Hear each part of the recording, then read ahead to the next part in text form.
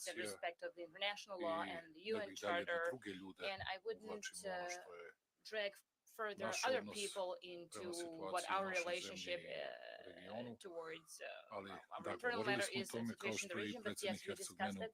Just like President Herzog notified me and informed me on the situation in Israel and Middle East in general, and I listened to him very.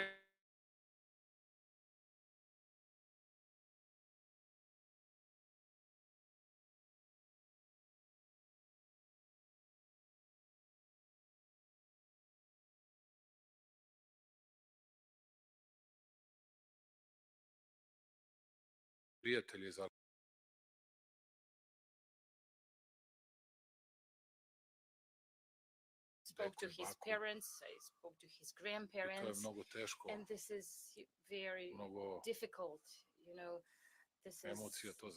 It takes a lot of emotions.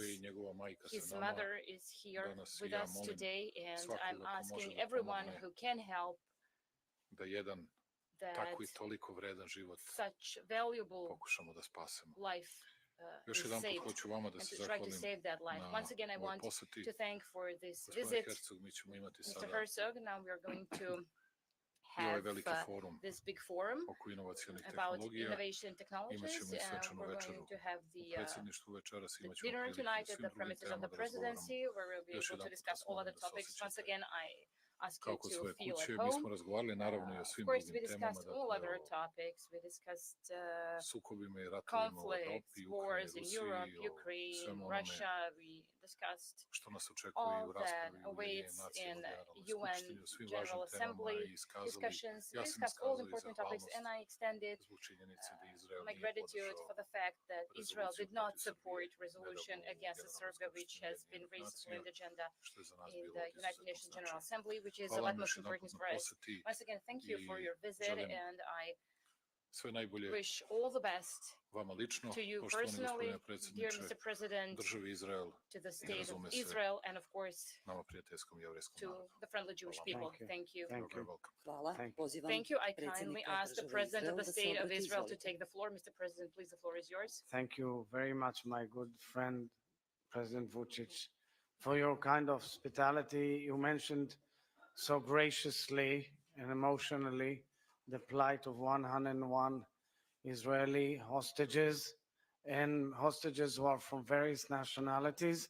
One of them is Alon Hoel, a young Israeli of Serbian origin, who is a musician and an incredible kid who's been there in the music festival. His mother is here, Edith. We agreed that I will invite you to a photo with us, Edith, with a picture of your son. So the world must remember and know that the plight of the return of the hostages should be the utmost objective of the international community.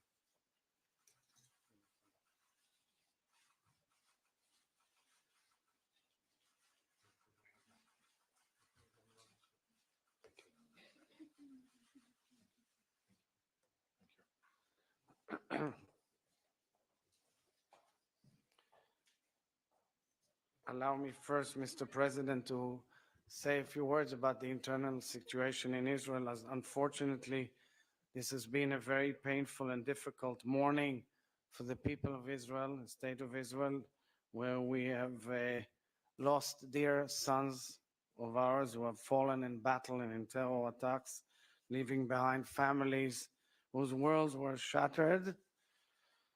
I condemn fiercely the horrific criminal terror attack this morning and express my sorrow and the pain that it has inflicted. And my heart also goes out to the fighters who were killed last night in a helicopter crash in Gaza. And I wish those wounded a full and swift recovery. Unfortunately, Israel is in battle, is fighting. And we, the international community and the free world, we should all stand up together fiercely against terror of all kind. I'll say a word in Hebrew for the Israeli public. בוקר קשה וכואב עבור מדינת ישראל, בו בנים יקרים ואהובים נפלו במערכה והותירו משפחות שעולם חרב ברגע. אני מגנה בתוקף מכאן את פיגוע הטרור הנפשע, וכמובן מביע צער עמוק על תוצאותיו. אני קורא מכאן למנהיגי אירופה והעולם כולו להתגייס ולהילחם ביחד כנגד הטרור. אני גם מבקש לאמץ אל הלב את משפחות הלוחמים שנהרגו הלילה באסון המסוק בעזה, ומבקש לאחל רפואה שלמה לפצועים. בשם העם כולו, אני מחזק בעת הקשה הזאת את כוחות צה"ל ומפקדיהם, במיוחד את נשות ואנשי חיל האוויר, שעמלים להגנת העם והמולדת בגזרות קרובות ורחוקות. So my dear friend, Mr. President, it is a true honor and great pleasure for me to join you here in the Republic of Serbia. The ties between our nations run deep, and quite naturally we feel at home in your beautiful country, and personally, I know you for many years as a personal friend. I thank you wholeheartedly for your warm and sincere welcome. This is especially moving considering the tumultuous, painful months the people of Israel and the Middle East has undergone, and you mentioned it correctly. The constructive, promising discussions we conducted today reminds us of the many opportunities which we share together. Mr. President, since the October 7th massacre in Israel perpetrated by Hamas, Serbia has showed up for Israel. You personally called for the immediate release of the hundreds of hostages, as you just did now. The Serbian government condemned unequivocally the murder of 6 Israeli hostages held captive underground just 2 weeks ago. Since October 7th, you have also hosted Israeli athletes in Serbia for international events, modeling the importance of fraternity and friendly competition even in challenging times. This warm state of relations between our nations is not new.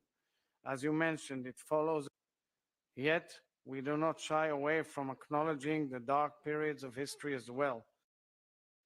During humanity's darkest time, the Holocaust, centuries of Jewish life were annihilated in Europe by the Nazis and their collaborators.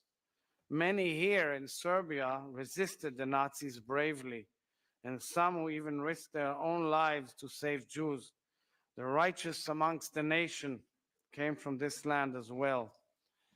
They maintained moral clarity and courage and saved not only human beings, but humanity itself. So, my dear friend Aleksandar, I commend the public stance you have assumed and the personal commitment you have demonstrated to preserve the memory of the Holocaust. Your actions pay tribute to the past as much as they serve the demands of the future. Together, Serbia and Israel have succeeded in transforming the deeply rooted relationship into a modern-day partnership between our nation states. There is so much we have yet to accomplish, as you mentioned so rightly, in various fields: political, strategic, commercial, cultural, and what's not, overall for the well-being of our nations. I'm truly optimistic and delighted to be joined on my state visit today by a senior Israeli economic delegation seeking to develop ties in Serbia in critical fields, as mentioned before, focusing on science, industry, technology, and commerce. Their presence is a firm expression of the Israeli commitment to deepen our economic and trade relations. And correctly, you mentioned that so many tens of thousands and so many more Israelis have discovered the beauties of Serbia, and it's a huge potential market in the tourism field. There are countless examples of Serbia's economic development, such as its selection to host the Expo 2027, and Israel could not be more proud to have supported this winning bid. We also applaud your inspiring promotion of Serbia's accession to the European Union. I have no doubt that Serbia's continued growth will generate boundless opportunities for cooperation between our peoples. So, dear President, I thank you once again for hosting me in your magnificent city. Together, may we know good days of friendship, alliance, goodwill, and peace. I look forward to hosting you in Jerusalem soon. Toda rabba, as we say in Hebrew. Thank you very much. Om nogo vam havala, as you say in Serbian. I hope I did it correctly. Ovim je današnje We obraćanje hereby završeno. Hvala. end today's press conference. Thank you very much.